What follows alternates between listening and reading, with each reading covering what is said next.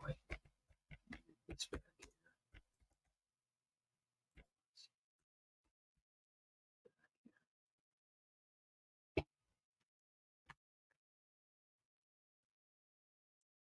Okay, here we go. Can you take that bag? Can you take that stuff off of there? It looks so trashy. Maybe. Can you tell whether we're going out with audio? Oh, God.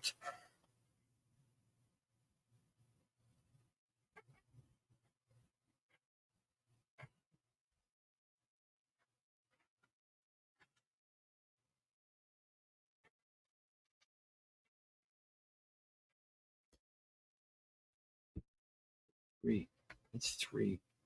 I'm going to be going out one. What's going on? Okay.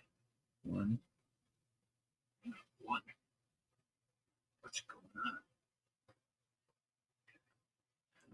on? Close. It says two. You're on. It says it's going out live, Yeah, but why on. do I have a white shirt on then? That's not today. It says it's going out live. Okay, I see it. Have a white shirt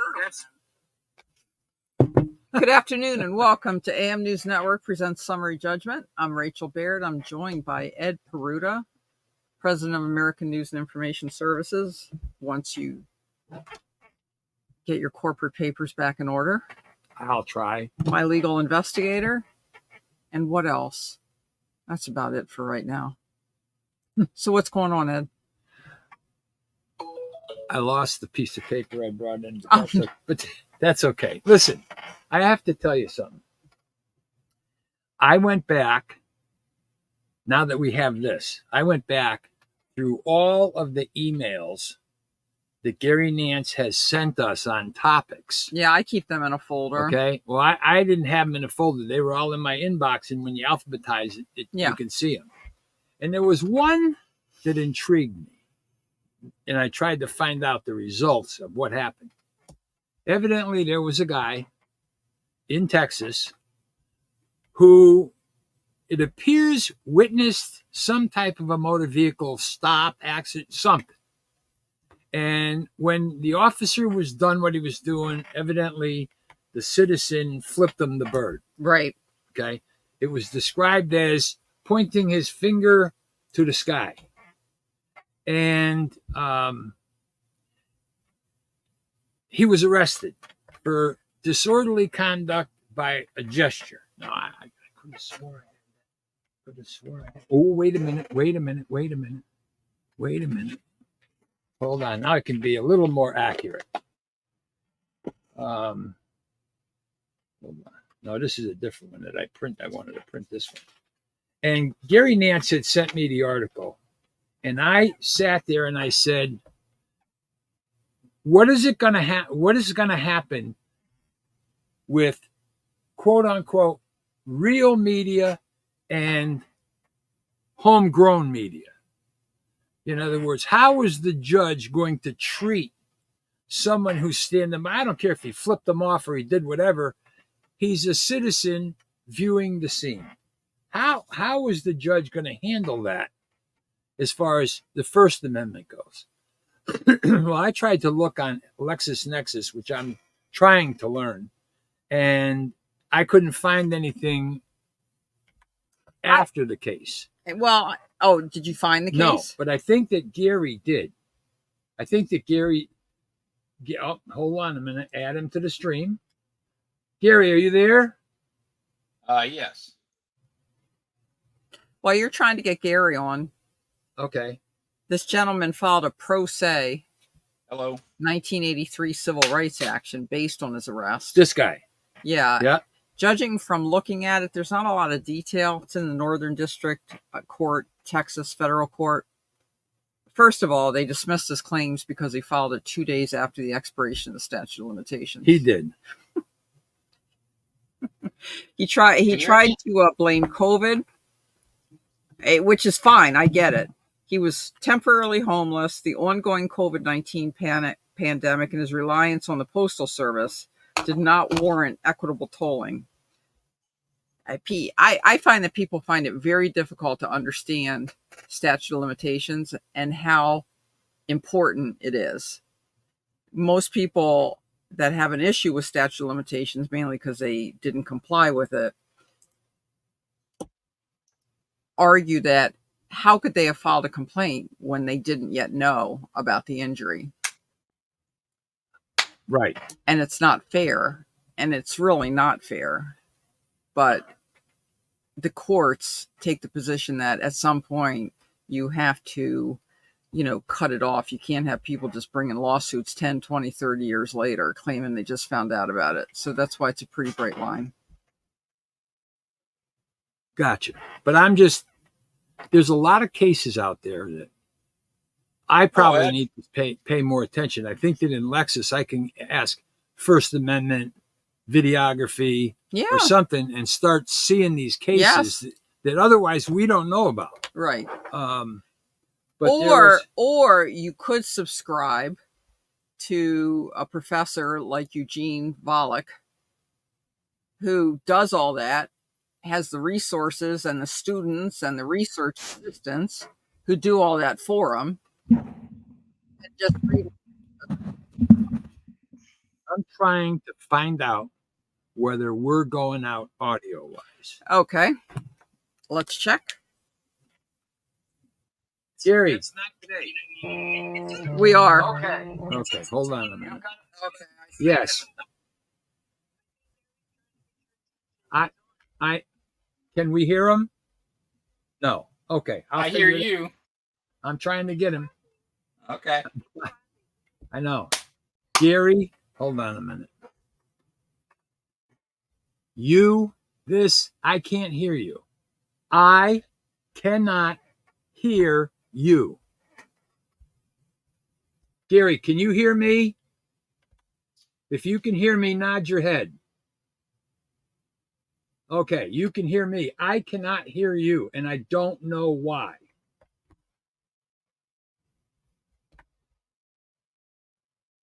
Okay, you keep working on that, Gary. Excuse me. And I don't know what to do. I mean, if Lois can hear me and Gary can hear me, we just can't hear him, and I don't know what we're doing. I don't know what we're doing wrong. Can Lois hear Gary? No, she said that he's clapping his hands and he's testing his microphone. Okay. Yeah. Let me see if I can turn my volume up. Is there a... Hold on a minute. All right. Volume.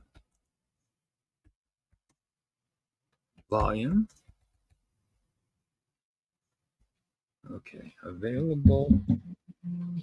Okay. Okay. Hold on a minute. Oh my God. Yes.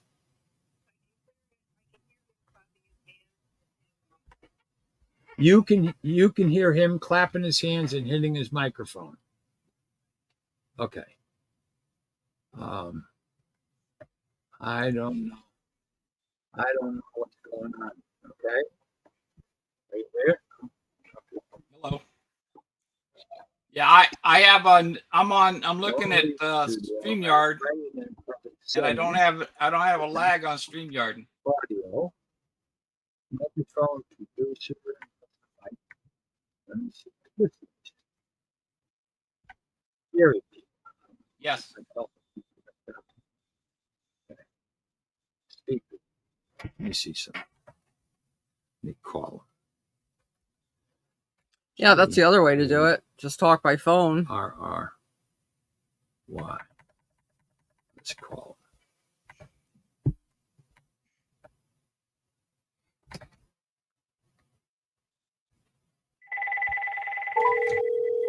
Now I can hear his phone ringing. That's funny. Hello, Ed. Weird. I can hear your phone ringing over the internet. Okay. Hold on a minute. Let me see if can I turn the volume up or something? Something's not working here, Gary. Okay. Let me see if I can turn my volume's up all the way, and I've got something you need to click on. Hold on on a the minute. screen. Now I'm all of a sudden I'm hearing you. Start clapping your. I'm going to hang up, but start clapping your hands, Gary, or start reading the Constitution or something. Go ahead. Now I can hear you. 7 years ago. Yeah. He doesn't need to read it. He knows it by heart. Hold on a minute. Hold on. I'm going to look at this. Sound. Okay. HDMI. Yes, got to be HDMI. Settings. Okay. That's choose where to play sound. The more we do this, the better we'll get at it, right? Yep. Hold on a minute. Keep talking. Keep count to 100. 1, 2, 3, 4, 5, 6. He's trying to see if he's drunk. 8, 9, 10. No, that'd be backwards. 11, Try it again. 12, 13, 14, 15, 16, 17, 18, 19, 20, 21, 22, 23, 24, 25, 26. Okay. 27. Gary, can you hear? Got it? Can you hear me? I hear you. Okay, I can hear you, but it's not loud. Yeah, but I hear you on the phones. I hung up. Did I hang up? I'm going to hang up. Okay, what do you have now? Gary, can you hear me? I hear you on the. Okay. I hear you, yes. I can hear you, okay? So all I can say is let's go from here. Now we've got 2 comments. Okay. And you're the one that was going to be reading comments. Let me see what this says. StreamYard, yum, afternoon. I can hear everyone perfectly. How can you continually screw this up? Yeah. Well, you're right. I did screw it up. So it's amazing. You know what, Ed? Do you know what, Ed? What? In your defense, I deal with people who are professionals your age, and they take pride and act like it's something great that they don't know how to email. I think it's very impressive that you that have, is true. That you try your best. Well, me too. And Gary, you're going to have to put your hand on your left ear. Right in back of you, you have your little sign there that says Gary Nance, okay? Sand Crab News. You're going to have to move it away from your head so that we can see it. How's that sound? Okay. Okay, hold on a minute. There. How's that? Better. All right. So you're the one who probably sent more shit into us than anybody else. And I'm concerned that we didn't respond in a timely fashion. But the great part of it is this. The article that I was talking about, I believe, was in the summer of 2020. And then you have to sit there and say, okay, if Gary told us this was going on in 2020, what's happening with that 3 years later? What happened to it or what's currently happening with it? Follow me? Yeah. Okay. Now, Rachel said that this guy down in Texas filed a federal lawsuit against the city or the police department or whoever, but he filed it 2 days after the statute of limitations, and it got thrown out. Okay. Why wait so long? I don't know. So, I mean, it took 3 years to throw it out. There was an amended complaint, and the judge denied qualified immunity to the officers. So he definitely had merit to his complaint, but it sounds like he was convicted of something because he was trying to make that argument. Heck versus Humphrey says if you are convicted, then it's very difficult to bring a civil rights action based on the conduct of the police because you were convicted. So clearly you did something. Otherwise, you should have taken it to trial and gotten it not guilty or gotten it dismissed. You missed the toilet when you peed on the toilet seat, so your case is thrown out of court. Mm-hmm. Gary. Yeah. See what the head is? So, See what it is? It's really hard to know where your head's at, Ed. Now, pull your camera and tip it down towards you. And your head will be the same level as mine. Oh man, I like Well, the ships. sit on the floor, Gary. Push it down. You know something? That's better, but listen. When you figure it out, or we'll do it during the week and we'll do private. We won't do public. Yeah, I got it all tightened up right now. Well, during the week, remind me and we'll loosen you up and we'll tweak it so when you talk to us, you're the same height as I am. So, what else do you have new? Because I'll tell you one thing else that I think is out there. You sent us an article about Portland, and it said the American Civil Liberties Union may soon be the arbiter of who is and who isn't a journalist at Portland protests. Do you remember that? It was some time ago, yes. So much shit up against the wall, you can't remember it either. All right, but hear me out. So, some federal judge in Portland advocates that the American Civil Liberties Union be the person who decides who is and who is not the media to cover the protests in Portland, Oregon. What do you think about that? I think that's a bad idea because I see the ACLU as being a connection to the legal arm of certain elements in the communist and Antifa and Black Bloc anarchist movements. The ACLU is one of the legal arms. The other legal arm, if you watch the videos, you'll see people wearing the neon green hats. Those are the NLG, or National Lawyers Guild lawyers that provide National Lawyers Guild. Oh, okay. They provide free legal service to the Antifa, to the Black Bloc, the guys that wear all black, the anarchists, and now they're calling themselves Antifa. But no, they have free legal representation.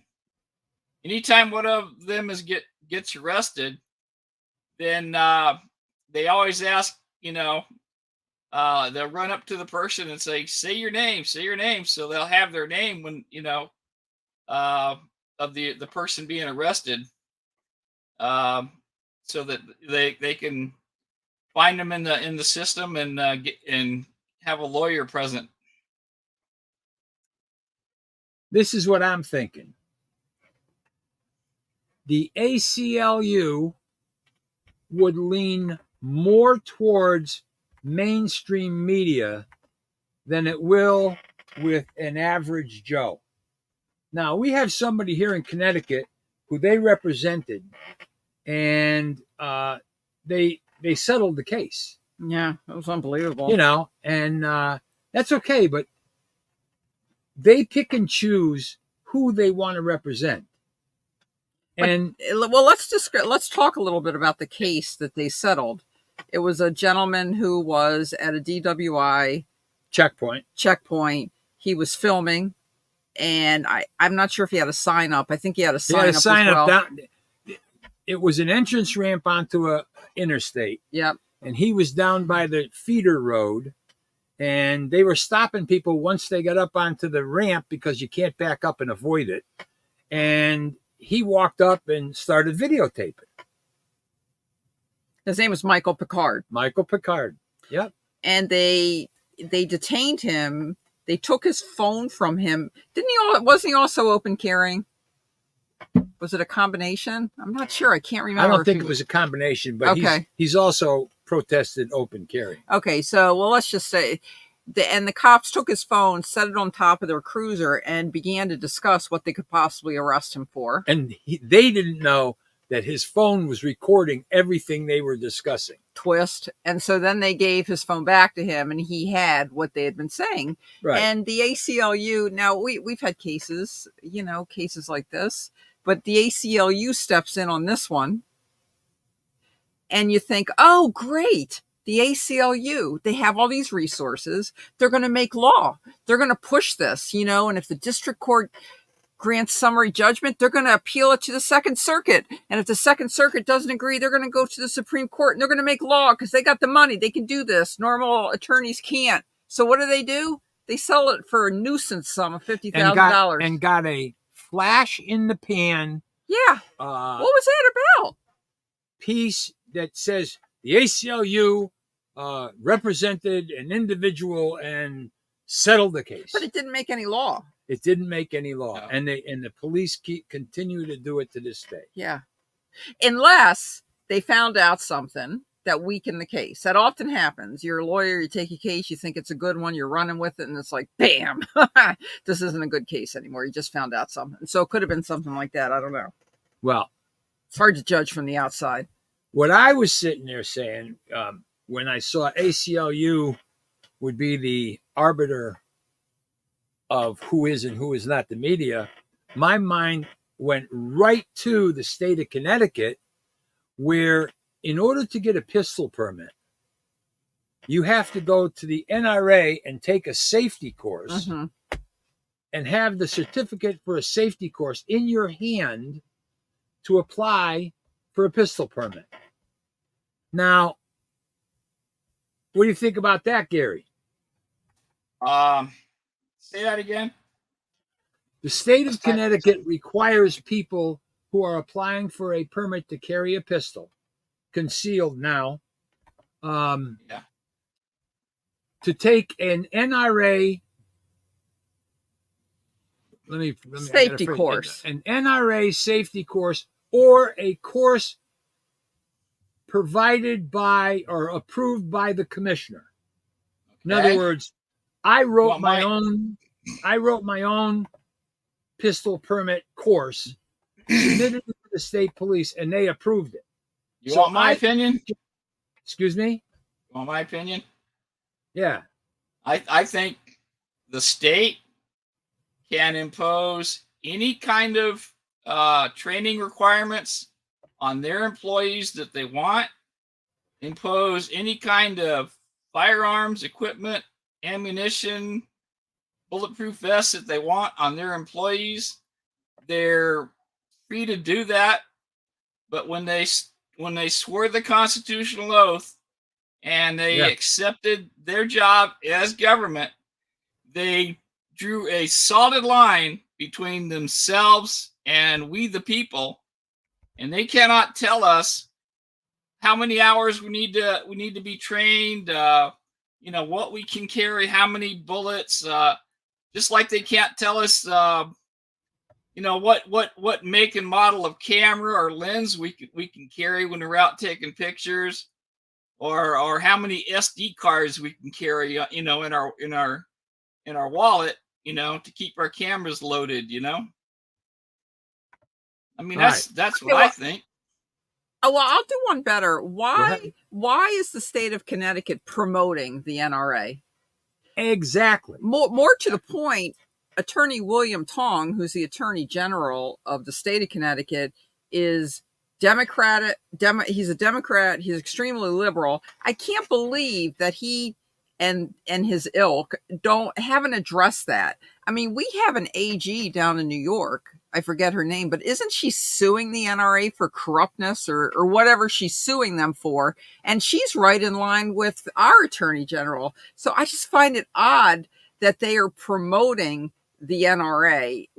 But on the other hand, basically they call the NRA, corrupt and a bunch of criminals and gun crazy people. All right. Let me explain the problem I have had for all of 20, 30 years. Because I had a pistol permit in 1981. And then didn't have a permit. And I went back and I applied for it and I got a permit. Again. But I took the safety course again. And I took the course to be an NRA instructor. And I felt small and inadequate when I was giving these people classes to apply for and carry a firearm. And I'll tell you why. There's not one segment of the NRA safety course that talks about the law, what you can do and what you cannot do, or better still, what you should do and what you should not do to keep your ass out of trouble. There's people, even after they got their permits, and that's how we got them. That's how Rachel and I got together, was because of a kid named James Goldberg. And nobody was willing to admit that Connecticut was an open carry state. And people were being arrested for open carrying, which was legitimate according to the state laws. People were getting arrested. And the state actually came up with a legal opinion that, or the prosecutors started telling police, well, you can still arrest them for disorderly conduct or breach of peace because the carrying of an open exposed firearm created nervousness with the people around them. What the hell are you talking about? But, example, in the NRA course, you are required to fire 50 rounds of ammunition down the barrel of your firearm to qualify to get a permit. Right? Yes. Okay. But there's no criteria that you hit the target. There's no criteria that you shoot. You can shoot in any direction you want. You can shoot it any way you want. And I used to actually tell my students, say, look, if you want, you can stand here and fire 50 bullets into the ground in front of you. And I'm going to say you fired 50 rounds. That's what they want. That's what you can give them. I didn't have to take them to a range. Take it if it's legal to shoot where you're standing. Go out, let them fire 50 rounds into the ground, and you're done. Yeah, you just have into a tree. You just have a barrel of sand, a 55-gallon drum of sand right there, and they can just fire into that. I used to take them down by the river. I owned some property down there. We had these big swamp maple trees, and it was a drainage gully where the tree was growing in the middle. I'd stand them in the gully and say, shoot at that tree 50 times. I didn't put a target on it. I didn't do shit. I just said, all I got to do is say, you fired I observed you fire 50 rounds of bullets out of that gun or a group of guns, whatever. Could have been a machine gun firing 50 bullets in 10 seconds. Fired 50 rounds. That's it. Going back to that person making a 911 call because they see somebody exercising their Second Amendment in public. I've developed a phrase, and it's like this: I refuse to accept responsibility for other people's hypersensitivities. Yeah, there. Yeah. I mean, and it's not just, but Gary, it's not just firearms. There are people out there. I mean, look at what happens if a woman walks down the street wearing a fur coat and there's people with spray paint and buckets of paint following them. And they drench the coat in paint to ruin it for the person. Yeah. Why don't you just leave the person alone? You want to save minks and you want to save foxes and shit like that? Go live in Alaska and bed down with them. Bring them into your house, whatever.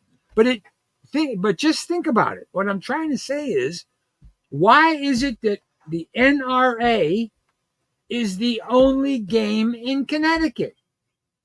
Because they want you to be an instructor certified by the NRA, or you could go to college to be a firearms instructor, I guess, or some formal school or something.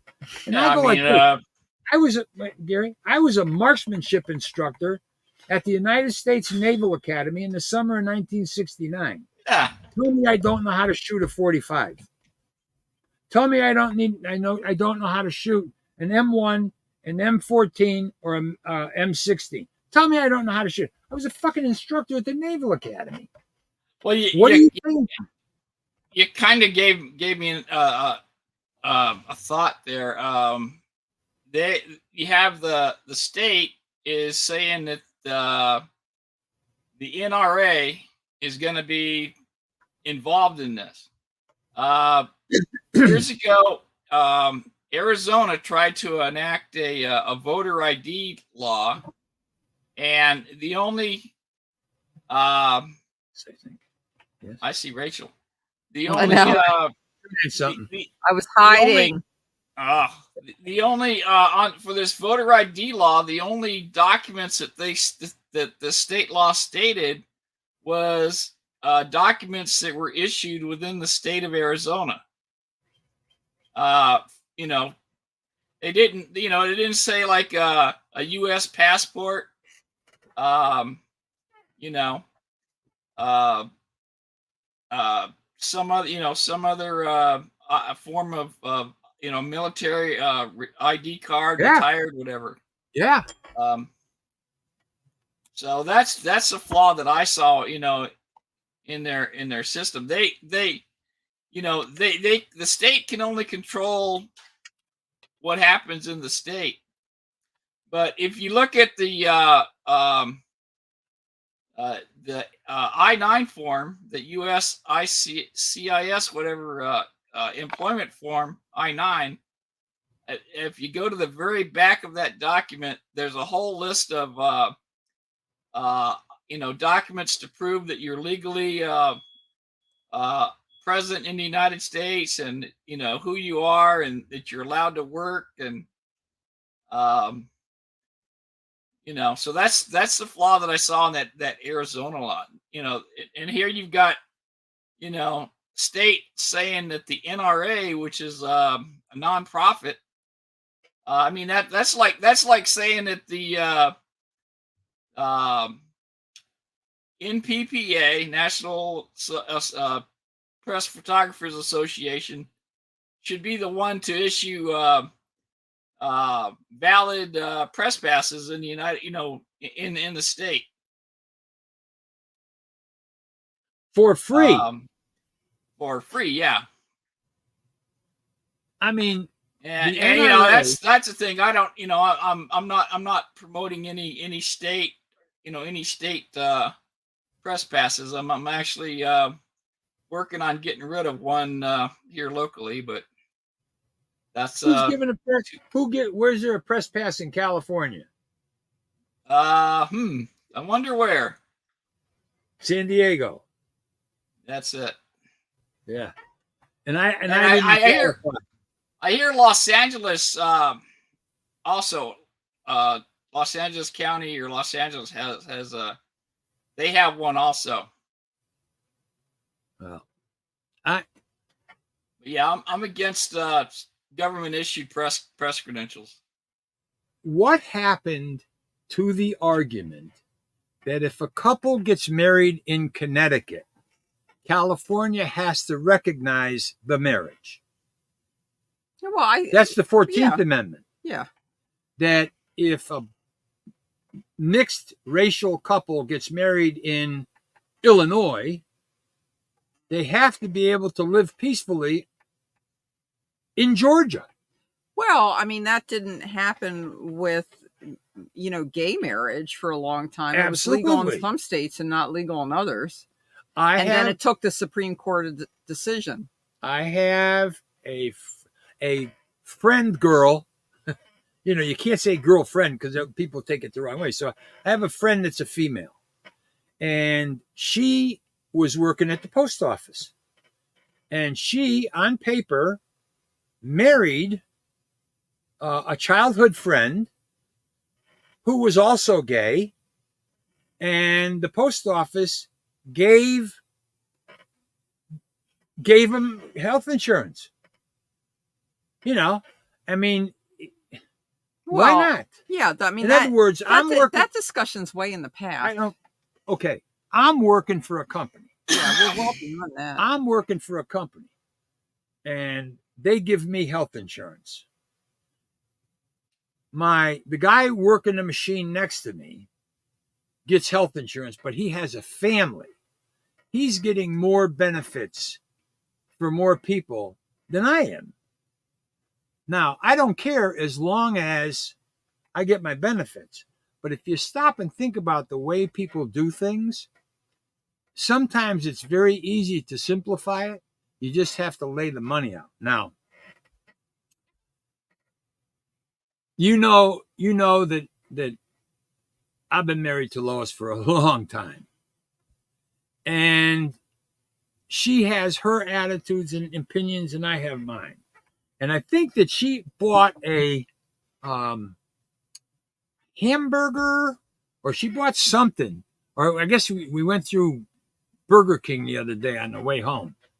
And she was saying, $15. And I said, well, they gave pay raises to the people on the inside. We've been eating subsidized food by the workers for years. They give up their paychecks. Yep. Now, I've known since the early 2000s. Because we have a minimum wage here in Connecticut of $15. I had a co-host on public access named Rhonda Dupuy. And Rhonda Dupuy was a waitress at Chili's restaurant. And the manager of Chili's would say to her in the morning, and when she came in for her shift as a waitress, oh, the dishwasher didn't come in today, or he's not coming in today. Why don't you go over there and work dish? Right. Run. It's called run dish. And so she would go over there and she would run dish. And then she looks at her paycheck, and there's a tip credit is you're supposed to get paid $15 an hour, but because you're a waitress and you're making tips, you're only paid, say, $7 an hour, and the tips are supposed to make up the other $8. You follow me? Okay. So when you're running dish, you're not getting that $8 in tips. You're just not getting it. And so she finally said to the manager, I'm not running dish unless I'm put on minimum wage. Yep. And they threatened to fire her. She sued. Mm-hmm. There was a settlement, a substantial settlement with her. Okay? I've just read another article. There's a restaurant here in Connecticut. I don't know how far it goes. It's called Chips. And they were running their wait staff being paid tip credit to do, for example, when you're done, there's nobody in your tables anymore. Right. You have to clean your table, clean the floor around your table, and you have to wrap enough silverware for tomorrow night or the next shift. Replace the silverware that you use that's wrapped in napkins. And it's called side work. And people were being when their section closed, they were kept on the clock, tip credit, and they had to sit there. They had to vacuum the floors, mop the floors, roll thousands of things of silverware. You see what I'm saying? Yep. And the only people who were making money was Chili's. In Florida, I have somebody that worked in a bar, like a pool hall bar. Mike? No, it was his brother Johnny. Go ahead. The owner didn't even pay him. They said, you're making enough money on tips alone. Be happy that you're able to come in here and earn money on your own. But all of this starts with ACLU is going to say who the journalist is. The NRA is going to say who can get a pistol permit. The government's going to say that you have to pay people a tip credit. You can pay people tip credit, and the employee can't fight that. But they abuse it. This is good money here. So, what's going on? What's going on? Now, I had a discussion. I'm not going to get into it on here because I had a discussion with my local tax assessor over PA 490 on 3 of my parcels of land. Mm-hmm. Recently? Oh yeah. What is Very PA recently. 490? Huh? What is PA 490? PA 490 is a reduction in property tax given to farmers or people who have farmland.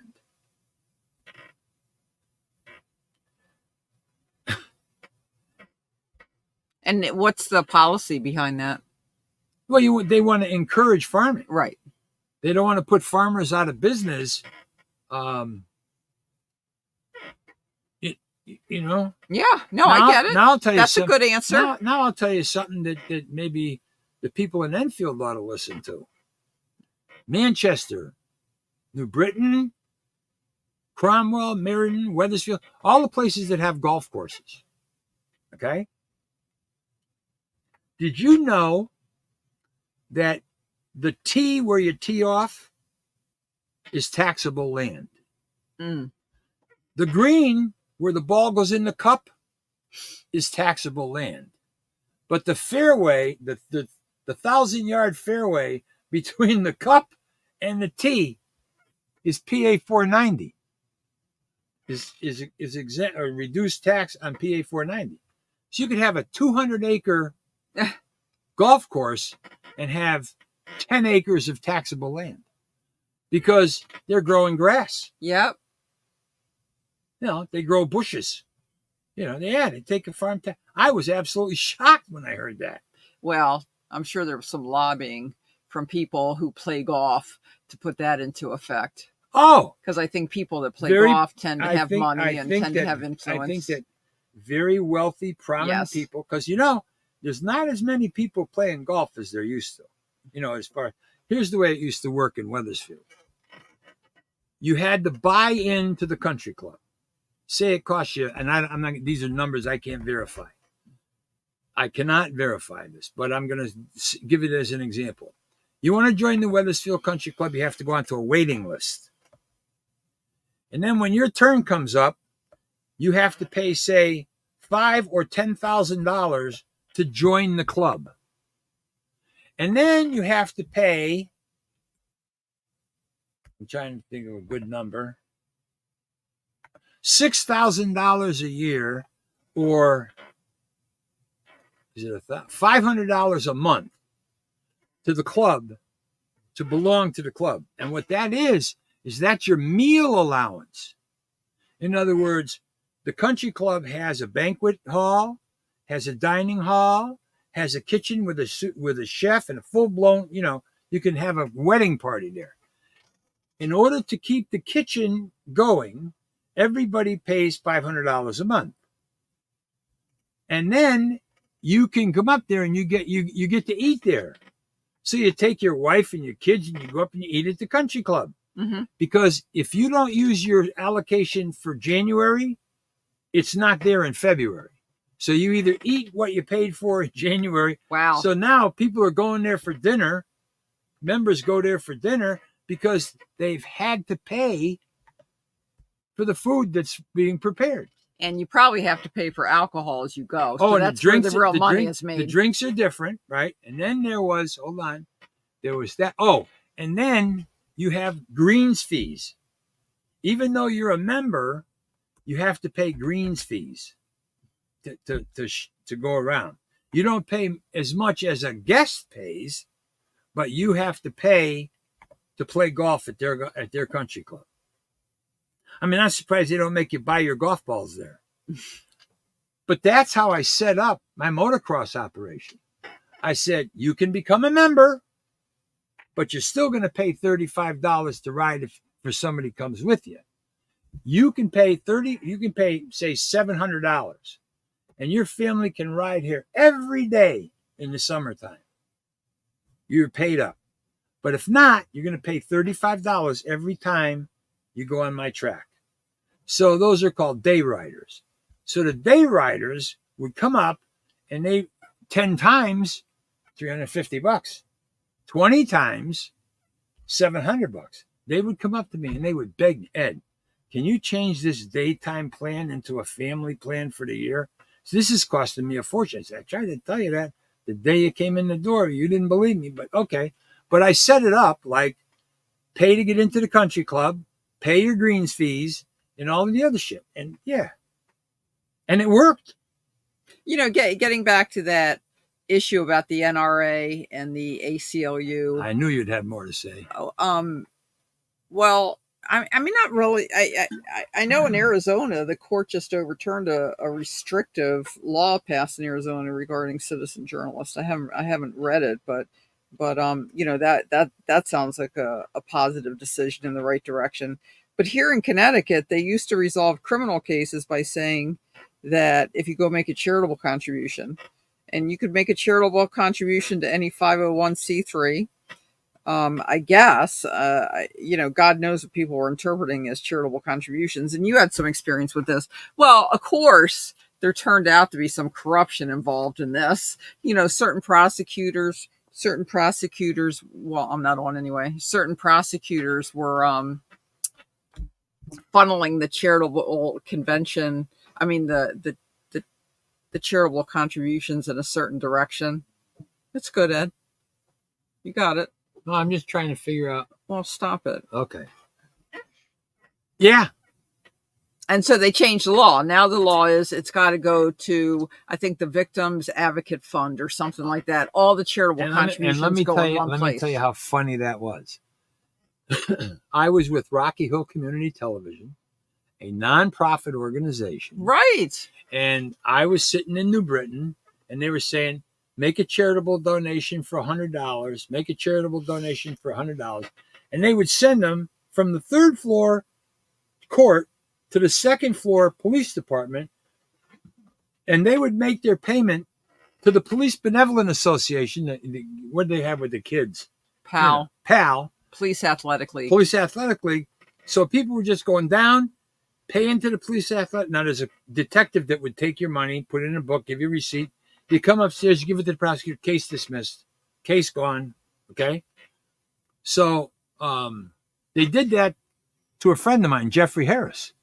They said, you pay $100 fine and it goes away. And I said to someone in the court, I go, wait a minute. Oh, no, at the time, there was somebody with a table outside the courtroom. Oh, yeah, there used to be a table outside, yes, and the person would be writing your receipts.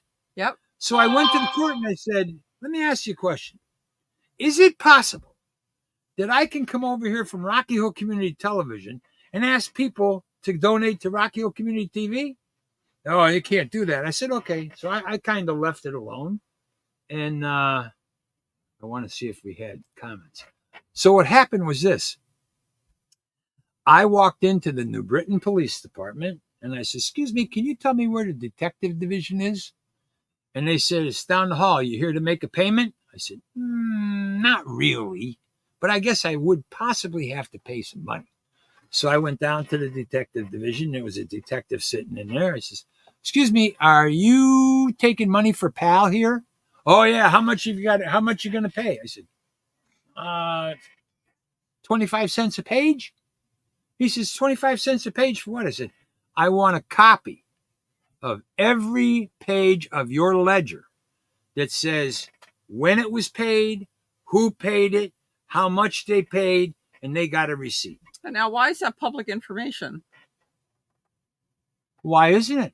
Police Athletic League? Because it's associated with the police department? A New Britain Police Department building. Okay. An organized police department, a paid detective, writing on a paid book on company time, taking money. I mean, most charities, you can't FOI them because they're not government.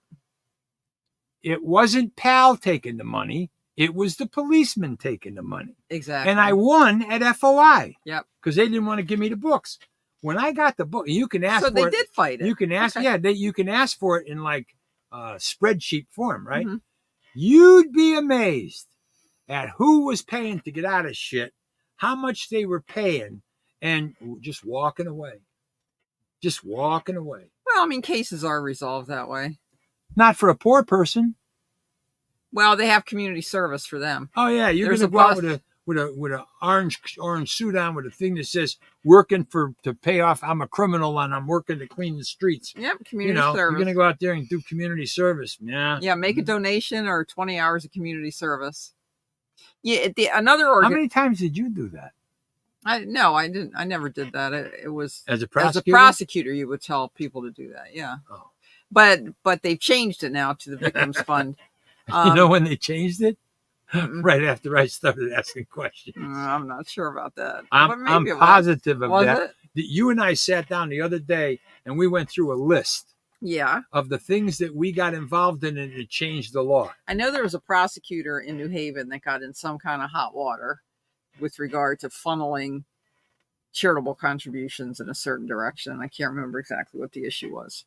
Another organization, and I have the utmost respect and absolutely nothing against Mothers Against Drunk Driving, but they do make a fortune here in Connecticut off the criminal justice system. Yep. They have what's called victim impact panels, and I do not believe that they are that expensive to run or form or organize, but as part of pleas, especially to DWIs, maybe some other things, but mostly DWIs, $75 impact panel with MAD impact panel, they call it. And then with the pandemic, they went online. So they're just doing like a little Zoom thing here and getting $75 per person. And are they still doing Zoom?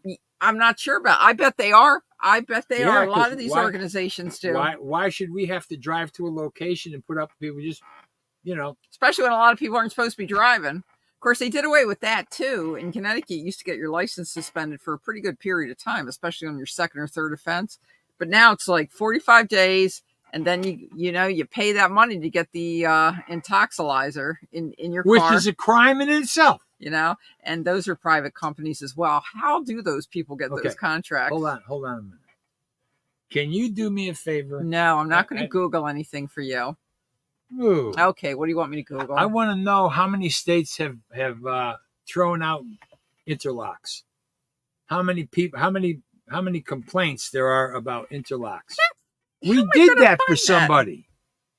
We did that everywhere in the United States. How many complaints there are? No, not complaints.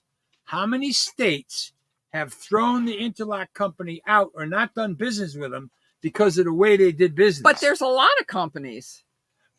It used to be really monopolized by a couple, but now they've sprung up everywhere. It'd be hard to say. Well, it'd be hard to say.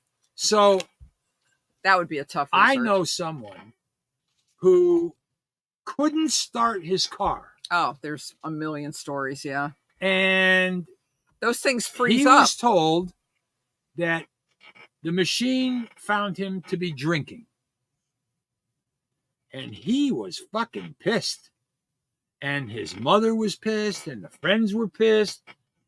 They called the state police and had the state police come say, you need to give this person a breathalyzer test right now because there's someone who's going to give him a fine or extend his coverage. They extend it out to get more money. They extend out by if you, and the state trooper said, no, I can't do that.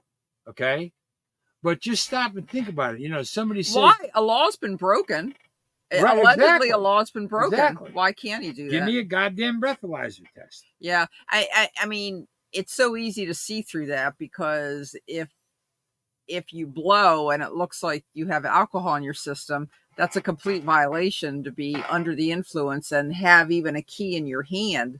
A car doesn't even have to be started in Connecticut. You just have the ability to start the car. So that's a violation of the law. Does anybody come out and violate somebody's probation? Do they arrest the person? Do they do anything? No, they just extend their period, Yeah, give you another $60. So how seriously are they really taking it? Not seriously at all, just as a way to get more money. Yeah. I mean, if they tell you you're going to have an interlock device on your car for 12 months, and you have 6 freakish things go on, especially in the wintertime. 6 freakish things happen. Now you're 18 months instead of 12. Oh, yeah. It can just keep going out and out. Yeah. So, yeah, so we talked about the NRA. We talked about ACLU, Mothers Against Drunk Driving, ACLU, and I guess PAL. The MPPA, PAL. Yep. We have to start something.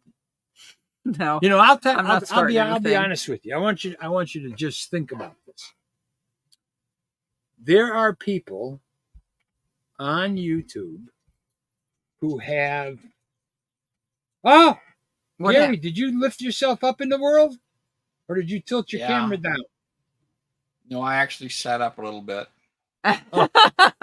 You're not laying down and doing the show? All right, hold on. What was I saying? I was going to say something. Oh, remember. I don't know how to look at YouTube. How many how many members do we have on YouTube? 2,000 something? It's not a lot. No, it's not a lot. Okay.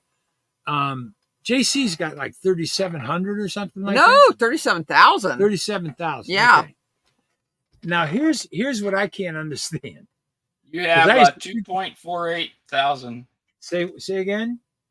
2.48 thousand on Summary Judgment Talk Show. 0.4. 2.48. 2.48 K. 2.48 thousand. Okay, so 2,400. Edward Peruta has 322. And I had Playford up here. No. Well, I lost my Facebook. Somebody hacked me, and I can't get back into it. So yeah, and it's got a picture of that Zelensky from the Ukraine on it. It's okay. It it's terrible. I've started a new. It's terrible. Listen to what I'm telling you. God, it just makes me so upset. I used to think about this on public access. What would have prevented me? Because we had in public access, we had members. Everybody paid $10. You paid $10 and your name went onto a daily scroller where it scrolled the names of everybody who supports public access. And everybody wanted their name on TV. So, and they enjoyed our program. We did basketball games. We did soccer games. All kinds of shit. And I said one day to the group, I said, I think that when I'm doing my show, I'm really preaching. And I have a congregation. And that congregation has a 2,400 person membership. I think I'm a church. When you were on public access. When I was on public access. Yeah. Back then it was like 300 people. It got to the point where the little simple program that I was using, okay, it wouldn't take any more names. It was right. too small. Right. It was on a 3.5-inch floppy. But think about it. JC has a congregation of 37,000 members. Somebody must have tried that already. And then they say, well, they don't go to church. I say, well, I know a lot of Catholics that don't go to church. Well, people go to church online. They've been doing it for years. Oh, absolutely. Yeah. Jim and Tammy Baker. Tammy Yep. Faye Baker. Yep. Whatever the name was. Mm-hmm. Yeah. But I'm just saying, what prevents you from claiming that you have a ministry and you use the internet? My house is my, what do they call it? The house is the rectory. Okay. Yeah, Ed, I guarantee it's been tried, maybe done, not done, whatever. I think we need to ask the question, I'd like to figure it out. I don't think it would take long. I mean, I got the costume for a priest, Yeah. I've got a picture of Lois dressed up as a nun. She is a nun. Okay. But I'm just telling you, it's crazy. Think about it. What prevents you from claiming to have a congregation? There's a lot of case law about it because people try it. What you're thinking of, people try it all the time. Well, I wonder how some of them got approved. Right. I mean, Scientology is a big one. A lot of people, they fought it. A lot of people believe Scientology should not be tax exempt because people don't think they're a church. They fought it. They had the money. They had the resources. They had the personalities involved. Yep. They survived the challenge to their exemptions. And Tom Cruise would have jumped in a jet and defended them. Listen, I think we're done. I didn't keep track of the time. Did you? I didn't either. So, thanks, Gary. Gary, you guys got to practice this week. I'm going to start going through your old. Okay, hold on. I got to read these comments. You want to read the comments? No, Rachel? I don't want to read the comments. Okay, I'm going to read them. Well. Yeah. Oh, Jesus. Yum, afternoon.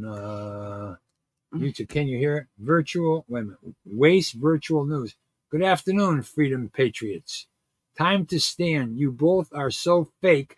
Lots of laughs. Only. I can't hold on. Something's happened. They're popping up. Only 2 watches. Only 2. Yeah. Okay.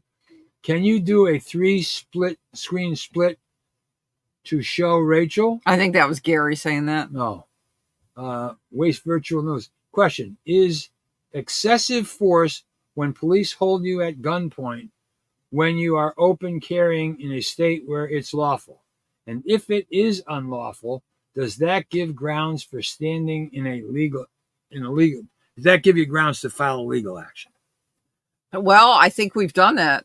Yeah. Yeah, 1983 civil rights action. I mean, Rich Burgess. Yeah. He was in a pool hall. He was open carrying.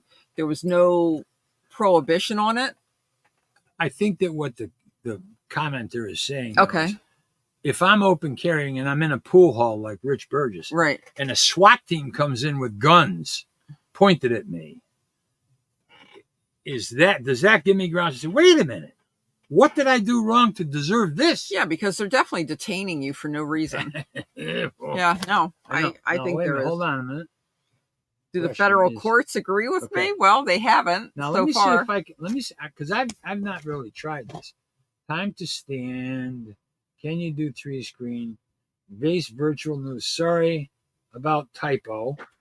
Okay. Watch this. Hold on, Gary. There it is. I can go down to we can have the Wow. Type a comment, Gary. Type a comment and see if it comes up. Where do you want me to type the comment? I don't know how to do it either. On StreamYard? Yeah, no, if you want to look up a case similar to that, Rich Burgess versus which police department was that? Town of Wallingford. Can you do it? Okay, that was on Gary Nancy. StreamYard? Private chat. Hold on a minute. Comments. Huh. That's funny. I can hear everyone perfectly. How can you continually screw up this? I'll tell you, the problem that we have is we're on this side of the camera and everybody's on that side of the camera. And we probably have to put it on YouTube here to see when it comes on the other side of the camera. Yeah, or do some research to see how other people do it. Yeah, because there's a lot of shit that this program does that I haven't figured out yet. I know. So, other than that, too much Gary, stuff. Right. Start preparing for next week, okay, buddy? All righty. And we'll work this week on tilting your camera a little bit. All right, we're out of here. I got to figure out how it says leave the studio down there. Bye, Gary. So we're ending the broadcast and leaving the studio. Bye.